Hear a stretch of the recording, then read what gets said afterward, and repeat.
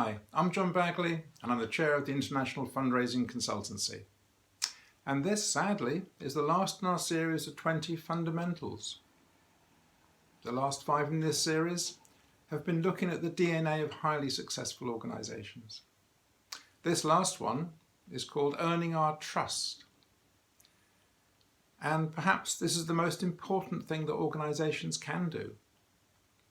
To be honest, to say what they're going to do and then to do it, to help their beneficiaries and to report on that accurately, to ensure that everybody knows and understands what the organisation does in the public as well as amongst the staff, and to ensure that in all aspects, communications, fundraising, whatever part of the organisation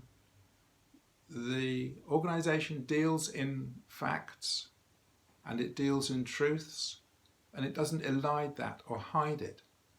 And when things go wrong, the organisation steps up and says, we're sorry, we did it wrong, we made a mistake. Because it's not the confession which becomes the news story, as we probably all know now. It is the cover-up, it is hiding it away, it is lying about it.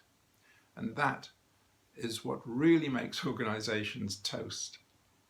You know, if the organisation loses its integrity or doesn't have any to start with, it may grow very rapidly, but it'll crash very rapidly as well.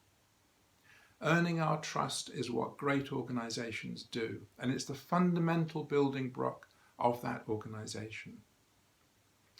This is often built on actual accounts of what happens when the organisation works.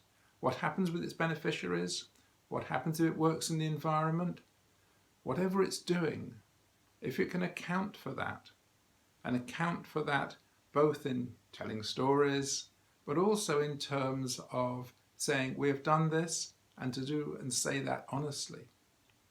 And you know, if you're working in the field, say you're a development organisation, things are always going to go wrong. Admitting that is good. Admitting that earns trust. And it also means that when you have a disaster on your hands, maybe a small one, maybe just something's gone wrong with 1 or 2 programs in the field, then you can call upon your supporters and your people to help you. Not to hide it under the carpet, but to use it. To say, we did this in this area and it didn't work, but now we really need to do that to begin to strike a better balance. We need to do this to help these people because we underestimated perhaps the help that they needed.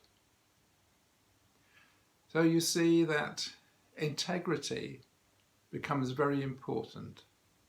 Integrity earns trust, and trust is always there behind fundraising.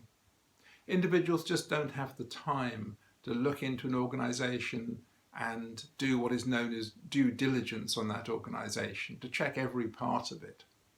Maybe the very wealthy can do this. Maybe the very wealthy have the foundations and the private offices who can go out there and do that kind of research for them.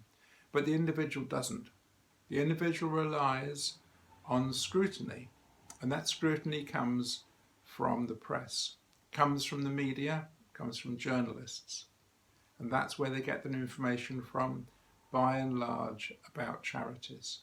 But it also comes, obviously, directly from those charities. Both parts of that communication have to be honest and direct.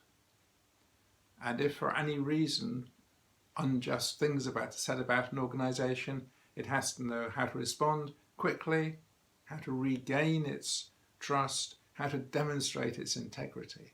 Those plans need really to be in place. It should be a no-brainer for non-profit organisations, charities, to act with integrity. Unfortunately, that isn't always the case. And therefore, some lack of trust has grown up. This was done recently in the fundraising area.